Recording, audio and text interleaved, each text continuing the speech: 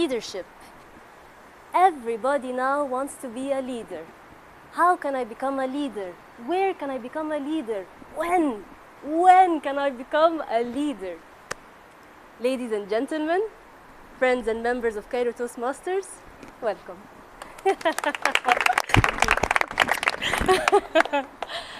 As I was scrolling through my LinkedIn page, I saw an article by the Harvard Business Review, one of the greatest organizations in business.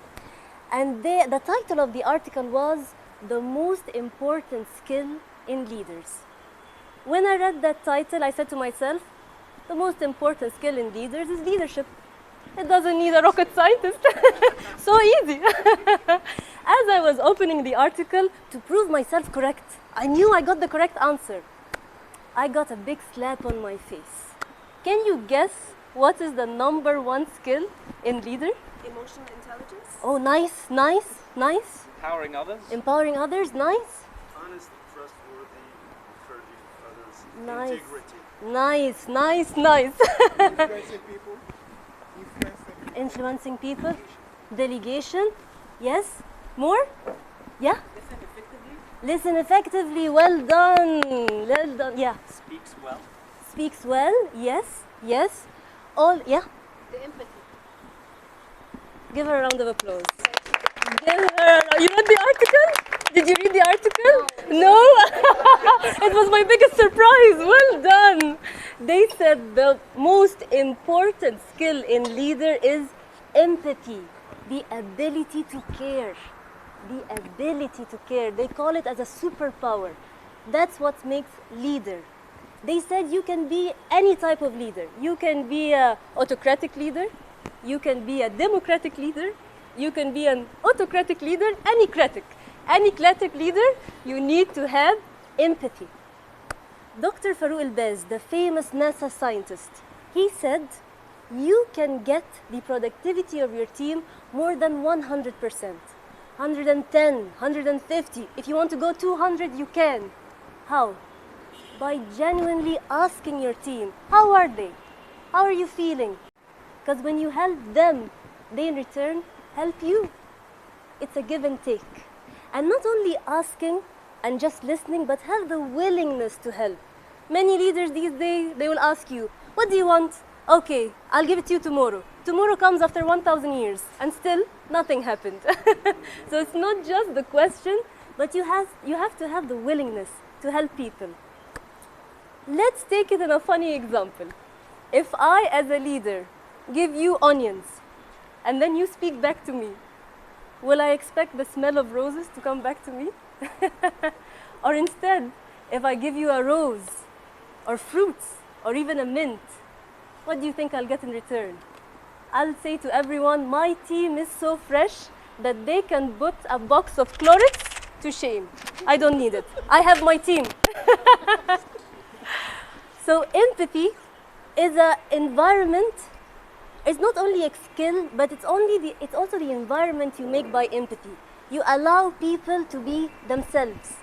If I am allowed to be myself, I can speak my opinion. I can say my ideas. I can innovate. I can rejuvenate.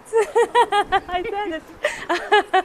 And that's because you're practicing empathy. You care. I care. You care. We care. Now, going back to my title, the earliest sign of civilization. Well, Dr. Margaret Mead, she is a very famous anthropologist in the USA. Someone in her class asked her, Doctor, what is the earliest sign of human civilization? Tough question. And the student thought that she will say the beginning of tool, or maybe fire, or the scribbles on the cave wall. He thought something related to intelligence. Well, to his surprise, Dr. Margaret Mead said the earliest sign of civilization was 15,000 years ago. And that sign is a healed femur bone. A femur bone is the thigh bone that connects you from the hip to the knee. And they saw that that bone was originally broken, but it got healed. So then the student said, oh, so you mean strength? that the caveman is strong, that he healed himself, that the bone is now all healed? She said no. During those caveman times, if a person was wounded, he'd either be hunted for, left to die, or even worse, be eaten. The fact that that caveman was still alive, it meant that there must have been someone there who took care of him, who fed him, who gave him a drink, who was empathetic during his difficult time. And that was the first sign of civilization. It's not buildings, it's not weapons, it's not how smart I am, it's empathy. You care. Oh. So that got me questioning myself. Is empathy only for leaders? Or is it a basic human skill? Shouldn't I care for you? Shouldn't you care for me? Look at you, how beautiful you are. So we should care for each other because we're all one. And if I help myself, you will help me. And if I help you, you will help yourself. We push each other. We push each other to grow. And empathy can be practiced top down, bottom up, sideways, and even within. You must be empathetic to yourself.